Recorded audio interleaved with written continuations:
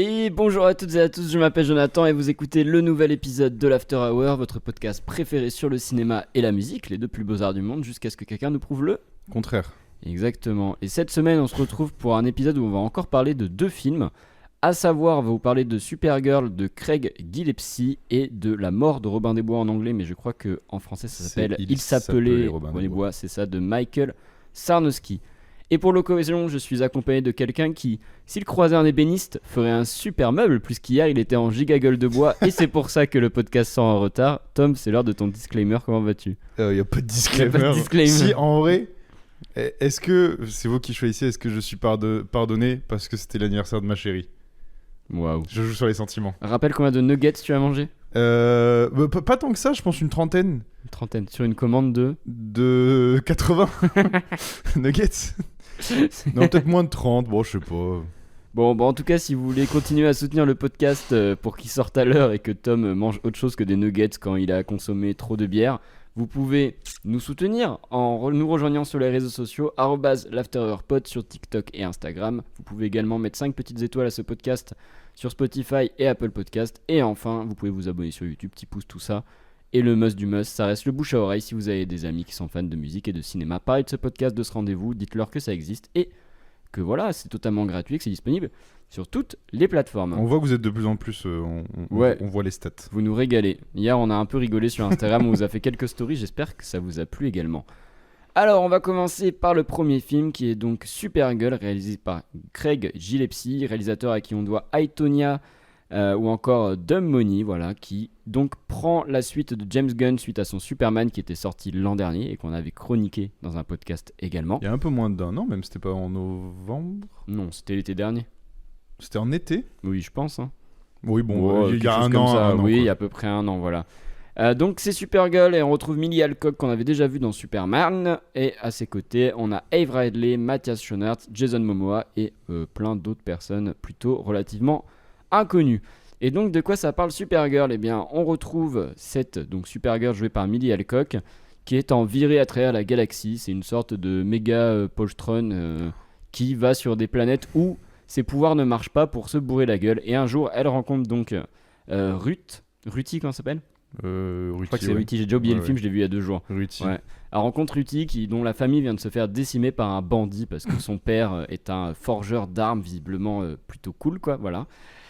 Et donc elle cherche des gens pour se venger et de fil en aiguille les deux vont plus ou moins s'épauler puisque le chien de Millie, Crypto, l'insupportable chien qu'on avait vu dans Superman, toujours dégueulasse en image de synthèse, se fait empoisonner par un bandit qui vraisemblablement est celui qui a assassiné la famille donc de Ruthie. Donc les deux s'embarquent dans un voyage, une sorte de buddy movie, toutes les deux, chacune avec son objectif, l'une la vengeance et l'autre délivrer son chien d'une mort certaine dans 3 jours.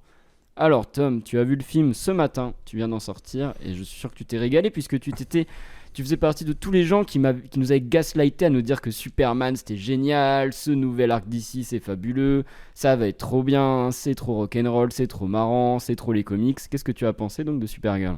Pourquoi faire Pourquoi faire ce film ? C'est nul. C'est même pas nul, c'est sans intérêt. C'est zéro. Il y a rien. Les acteurs ne sont mauvais / n'ont rien à jouer, les pauvres. Oui, ça, je pense que c'est surtout ils ont rien à jouer. Il y a un manque de charisme terrible chez tous les acteurs. Moi, Mila Alcock, vraiment, je trouve que ça se trouve, elle est super dans House of Dragon. J'ai toujours pas regardé, mais je m'en fous. Là, elle est pas bien. Mais bon, je pense encore une fois qu'elle a rien à jouer. Exactement. Jason Momoa, faut arrêter, c'est bon. On arrête de le mettre dans des films. Surtout pourquoi, alors que c'est Aquaman, on le ressort pour le foutre dans un rôle qui est sensiblement un peu la même chose. Oui, mais parce qu'Aquaman n'existe plus là, c'est bon. Non mais je suis d'accord. Les derniers rôles de Jason Momoa au cinéma quand même. Mais Jason Momoa est un piètre acteur, il est mauvais. Minecraft, tu te souviens de Minecraft ? En fait, je pense qu'on s'était un peu construit un truc sur Jason Momoa parce que Khal Drogo, il était stylé, mais je sais pourquoi, j'ai compris pourquoi on trouvait que c'était un bon Khal Drogo. Il avait pas besoin de parler. Quand il ouvre la bouche, il est à chier cet acteur. Mais bref, non, mais on n'est pas là pour parler de lui. Le gros problème en plus de Jason Momoa, c'est que c'est une merde IRL quoi. On le sait. Qu'est-ce qu'il branle toujours dans ses films quoi. Pourquoi ? Mais oui. Mais il est nul. Il est très nul. Sur le chemin, je comparais à d'autres mecs qu'on comprend souvent pour leur physique et tout. Et tu vois, par exemple, The Rock a prouvé là avec The Smashing Machine qu'en fait, c'est pas qu'un physique. Genre, le mec sait jouer. Même dans le passé, il a. Oui, mais genre là, je trouve que son dernier gros film, il a vraiment montré que c'était pas juste un physique et qu'il avait aussi des talents d'acteur. Jason Momoa, vraiment, il joue le même personnage que dans Minecraft, alors que là, il est censé jouer Lobo. Genre, enfin, il est nul à chier. Bref. C'est bon, j'ai déversé ma haine sur John Momoa. De toute façon, il verra jamais cinéma, sinon il me cassera la gueule. Mais ça, c'est pas grave. Je pense qu'à 2 contre 1, on peut peut-être lui faire un petit bleu. Non, je pense pas. Hein. Moi aussi. Et après, il nous met une rouste. Je pense qu'on se fait un bleu nous-mêmes. Mais bref. Et du coup, le film sans intérêt, il y a aucun point positif, j'ai envie de dire, dans le sens où la BO, c'est une BO à la James Gunn en mode rock'n'roll, foufou. Ouais, mais là, elle est en mode girl power. Il y a Wet Leg, on disait, je crois qu'il y a Bikini Kill. Ouais, mais je m'en branle. Ouais, voilà. Moi, c'est un peu le truc, je me suis dit. C'est heureusement, il y a parfois des bonnes chansons, parce que sinon, c'est terrible, quoi. Ouais, et même ça, non, je m'en fous. C'est moche. Mais apparemment, c'est pour respecter les comics, machin. C'est supra moche. Les décors sont moches. Et tu peux respecter les comics et faire des trucs beaux. Hein. Villeneuve, pardon, mais ça fait 3 films, il filme des dunes de sable. Hein. Et c'est pas moche, tu vois. Genre, non mais ça va. C'est des belles dunes de sable, tu vois. Oui, bah ça va. Quoi. Là, vraiment. De toute façon, comment tu veux faire des films moches aujourd'hui avec le matos qu'on a et au pire, tu peux tout rattraper en post-prod. Oui, bah je sais, mais. On a l'exemple là. Hein. C'est pas beau. Les méchants. Enfin, moi, ça, c'est. C'est pour ça que c'est un exploit de faire des films moches aujourd'hui. C'est vraiment. Moi, le plus gros souci que j'ai avec le film, c'est que du coup, on a compris que d'ici, ils veulent créer leur. Oui, bah de toute façon, c'était annoncé. Leur MCU, quoi. En DCU. Bah, de base, ils voulaient le faire, mais c'est juste que ça a pas marché avec Zack Snyder. Bien sûr. Ils ont été jusqu'au bout, ils ont fait la Justice League plusieurs fois. Mais quoi. Donc, du coup, là, on sait que c'est l'intention et qu'ils sont allés chercher James Gunn pour ça, machin et tout. Ok. Et ça, j'entends et c'est une bonne idée, machin.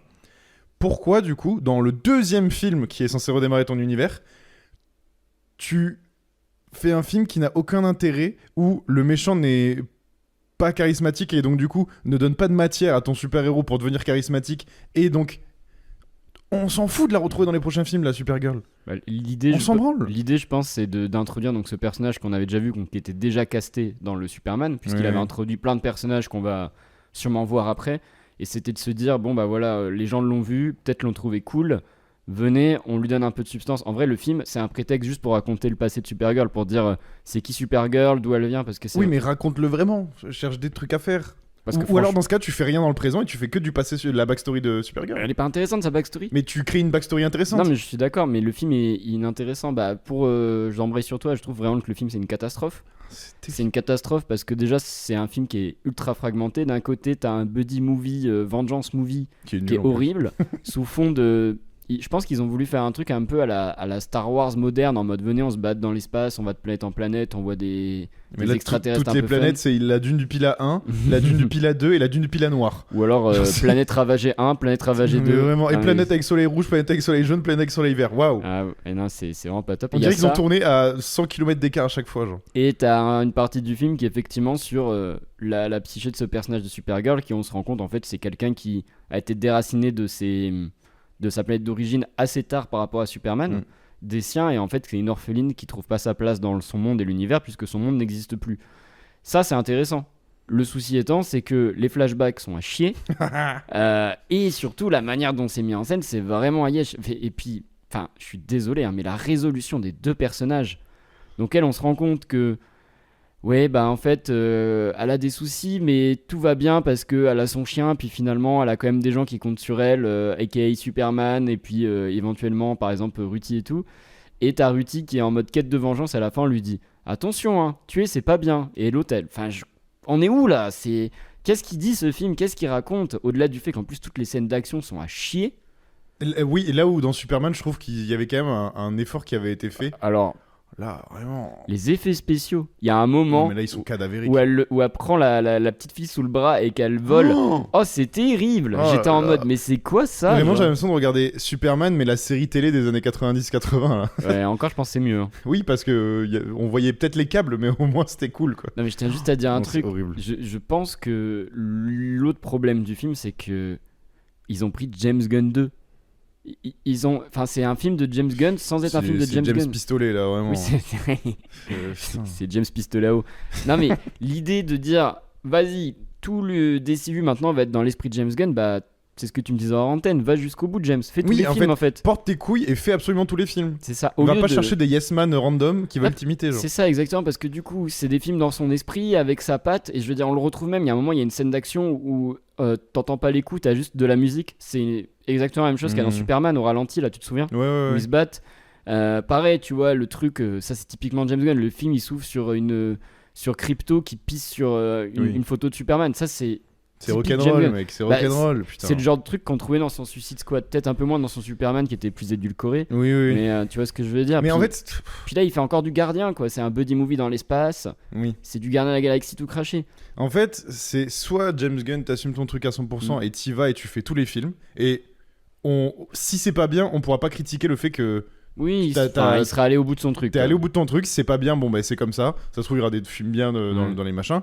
Ou alors. Tu fais comme avait fait le MCU au début, c'est que tu cherches vraiment à faire des films indépendants chacun. Ouais, indépendants des uns des autres, tu veux dire, pas indépendants. Oui, indépendants des uns des autres. Où tu construis tes personnages, parce qu'on en parlait vite fait avant, mais quand les premiers Iron Man arrivent, tu sais pas qu'il y a un MCU derrière. Mais parce qu'en fait, à l'origine, ils savent même pas qu'il y a un MCU. Exactement, et c'est tout l'intérêt.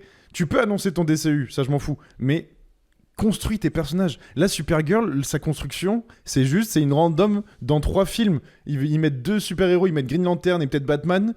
Plus jamais les gens vont parler de Supergirl.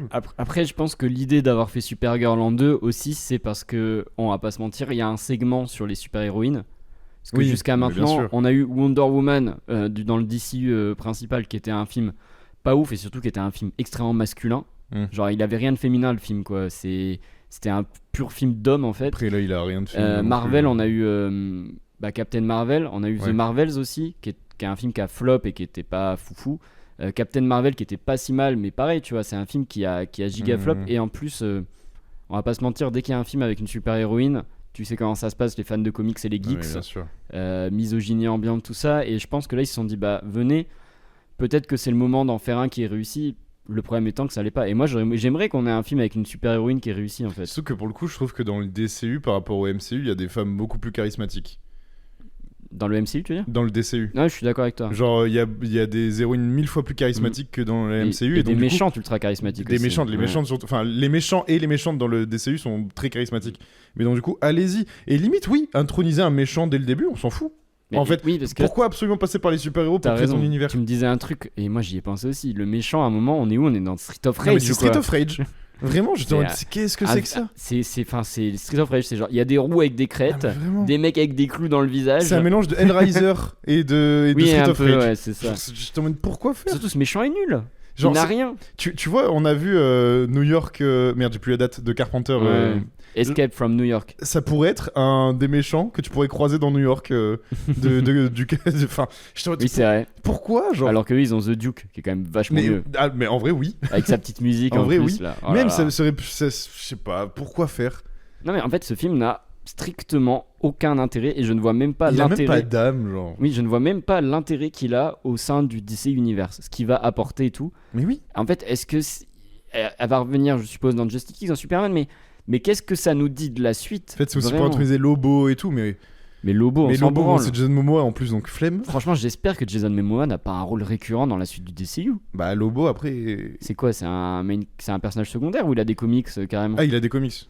Ah, waouh. Ouais. En fait, c'est dire à quel point aujourd'hui... Et Lobo est trop cool, à la base, mais bon. C'est quand même triste que James Gunn, donc, qui a fait les Gardiens de la Galaxie, 3 super hits, on est d'accord, tu vois ? Oui. Il a fait son Superman qui a bien marché. Là, il fait son DCU. Il n'y a absolument pas une âme qui bouge, qui veut tourner là-dedans. Il est obligé de recycler Jason Momoa. Il n'y a pas un mec stock à Hollywood qui fait la taille de Momoa pour faire ce rôle.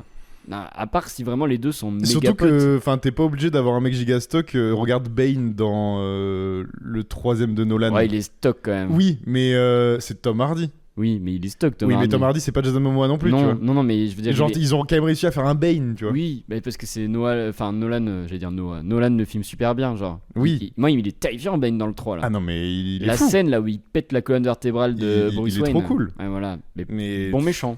Malgré tous les défauts du film, bon méchant, tu vois. Enfin, bref. Ça m'a même fait me dire que, putain, les 4 Fantastiques, c'était pas si nul. Mais franchement, les 4 Fantastiques, c'est pas fou. mais c'est un film qui est correct, que tu coches des cases de ce qui est correct. Je veux dire, son grand problème, c'est de ne prendre aucun risque. Mais là, celui-ci, son grand problème, c'est de ne rien proposer. Oui, il n'y a même pas de risque, il n'y a pas de non-risque, il y a sa rien. Proposition initiale, c'est juste... C'est un film girls power, mais en fait ça ne suffit pas. Et en plus même pas au mais final. il a rien de féministe le film, il a rien d'émancipateur. Il a rien de girls power, ouais. Tu mets 2 hommes à la place, c'est le même film. Hein. Tout pareil. Et puis même, moi je suis super déçu du côté buddy movie. Enfin il y a rien dans la transmission. On est quand même sur une fille, elles sont toutes les deux orphelines en fait, elles ont perdu leur famille. Il y en a une c'est récemment, l'autre ça fait longtemps et donc du coup elle a eu le temps de processer ça. Il y a aucune discussion où on les voit parler de justement ça. C'est quoi être déraciné, c'est quoi se projeter depuis hors de famille. Enfin, c'est nul. Limite, moi, le moment où à la fin elle dit bah viens, je t'emmène sur Terre, c'est plus intéressant que tout le reste, quoi. Ça l'emmène dans son vaisseau. Enfin, je sais pas s'ils vont sur Terre ou ailleurs, mais. Et puis même le côté, on te la présente comme une meuf qui est alcoolique, qui fait la fête et tout. Il y a une scène de soirée où elle boit un shot de whisky. Mais les gars, allez jusqu'au bout de votre truc. Je sais que le film il doit être PG-13 et que vous avez le droit de rien faire. Mais présentez-moi une dépravée Par en contre, fait. J'ai noté un truc et. Vas-y. Dis-moi si je me trompe ou s'il y a des exemples. Vas-y. C'est rare, par exemple, dans les films de super-héros, je dis tout public, donc je compte pas Blade et tous les trucs d'avant et tout, où on voit un super-héros vraiment tuer quelqu'un. J'ai pas d'exemple en tête, mais oui, ça existe. Mais c'est vrai que là. Là, j'étais en mode, ok, parti pris, j'étais en mode, c'est con de prendre un parti pris comme ça dans un film aussi nul. Mais pour moi, en fait, oui, le souci, c'est qu'en plus, ça ne sert à rien. Je veux dire, elle te présente pendant tout le film, on la voit, elle tue personne. Elle dit qu'elle veut pas se battre et tout, elle a l'air d'être. Mais pourquoi à la fin elle tue le méchant genre. Et un peu même de sang-froid, genre. Ouais, c'est trop bizarre parce que. C'est anticlimatique, mais par contre j'étais en mode c'est bien qu'ils osent le faire parce que ça veut dire que peut-être pour les prochains films. Parce que Lobo. Non, mais moi je comprends pas pourquoi ils font ça. Oui, et à côté, ils sont réticents à foutre de l'alcool, je sais pas, potentiellement de la drogue, voir une fille faire la fête. Parce que vraiment, le truc c'est juste. Ouh là là, c'est trop une déglingo le matin, elle a ses lunettes de soleil quand elle dort. Mais ça, mais on est dans les années 80, on est dans des films clichés des années 80. Bah, mais le film est clairement un film qui veut être 90s. C'est pour ça que je te dis, ils ont fait Captain Marvel bis pour moi. Mais genre vraiment, les lunettes en mode oh, je suis en gueule de bois. Ta gueule, putain, quand t'es en gueule de bois, t'as la pâteuse et c'est tout. Genre. Captain Marvel, il y a ce même genre de scène où, comme elle peut être dans l'espace et sans combi, tout ça, elle se bat, machin. C'est le même film. Enfin, ça veut être le même film. Et je pense que Captain Marvel est un meilleur film que celui-ci. Et c'est pas flatteur pour Supergirl. Mais vraiment, ça me dépasse. J'avais pas d'attente parce qu'en vrai, je m'en foutais un peu quand même. Moi, je suis juste content que le DCU existe. Mais je m'en fous. Genre, ça va pas changer ma vie parce qu'en plus, les super-héros, je suis pas non plus. Je suis pas un gougou gaga, quoi. Mais vraiment. La fin du film, j'étais en mode vraiment. Là, on va sur ça, là. On y est. Vraiment la scène où on la voit avec Superman en mode je vais rester et tout. Je sais pas si chez les gens c'est censé créer une hype, une attente, quelque chose. Je n'ai absolument rien. Et moi, le fait de revoir je vais être le mec il est bien casté, mais ce Superman me sort par les yeux. Je ne peux pas le voir. Il a l'air d'un béné, genre. Oui, je comprends. Il est insupportable à l'écran. Superman est un béné. Hein. Non, mais il est insupportable à l'écran, vraiment. Oui. Il est. Mais oui, en fait, le film, à la fin, j'étais en mode. Là, on est quand même. Donc, on reboot un univers. C'est le 2e film de ton univers. Oui. Et t'es déjà à ça. Oui, c'est triste. Parce que là, je vais être très honnête, au moins. Ou alors, ils font l'inverse du MCU, ils font les films de merde au début. Et après, ça part en couille. Non, parce que les DC, là, original, il y a des bouses. Mais les bouses qu'il y a, c'est des nanars. Genre Aquaman, moi, je peux le revoir. Le Aquaman 2. Je suis d'accord. Phénoménal. On s'amuse de fou, tu vois. En vrai, même le Green Lantern, qui est vraiment pas bien. Hein. Ils sont nuls. Hein. Je le préfère à ça. The Flash, nul. Mais on s'amuse. Tout est. Je suis d'accord. Shazam, Black Adam et tout. Tout est nul. Mais. Tu te tapes des barres tellement c'est nul. Je suis totalement d'accord. Là, pour moi, le Supergirl, il est niveau Miss Marvel. Tu sais quoi ? Quand s'appelait le film avec Dakota Johnson, Sydney Sweeney et tout Miss Webb. Ouais, Miss Webb, là. Madame Webb, là. Oui, Madame Webb, ouais. Pour moi, c'est du même acabit, tellement c'est. Tu sais quoi ? Je vais même dire un truc. Le premier Suicide Squad. Non. est mieux que ça. Non, abuse. Je t'assure que si. Non, le premier Suicide Squad, c'est vraiment une Je t'assure que si je dois regarder un des deux. Non. On me dit tu dois regarder un des deux absolument, je pense Suicide Squad. Non, je pourrais pas. Vraiment pas. Est-ce que tu veux qu'on se lise des petits avis ? Bah oui. Alors, s'il y a plus de 3 étoiles, je mange mon chapeau. Les spectateurs nous disent 2,6. La presse nous dit 2,2. Donc clairement, même les spectateurs sont assez lucides sur le fait que c'est un mauvais film. Après, reste à savoir où se pose la misogynie dans la critique. C'est toujours le souci. Ouais. Mais en fait, ça, d'ici, ils ont tellement de choses à faire avec les personnages femmes dans leur univers, parce que t'as Black Canary, même chez les méchants, t'as Poison Ivy et tout. Mais c'est vrai que c'est son nom. Genre, je sais pas, moi, je connais pas. Il y a des meufs tellement stylées et charismatiques dans le DCU que... Vraiment, pendant tout le film, j'étais en mode... Mais sinon, au pire, James Gunn joue juste aux 2 jeux de combat qu'il y a eu d'ici. Le mode histoire, et fait des films dessus. Ça sera très bien, parce qu'il y a plein de personnages. Les gens seront contents de voir plein de super-héros, et vas-y, go. Vraiment, arrête, essaye pas de créer des trucs en mode Gardien de la Galaxie. On s'en branle, c'est bon. Ouais. Bah alors, on va commencer par une critique de Abus de Ciné, qui nous disent...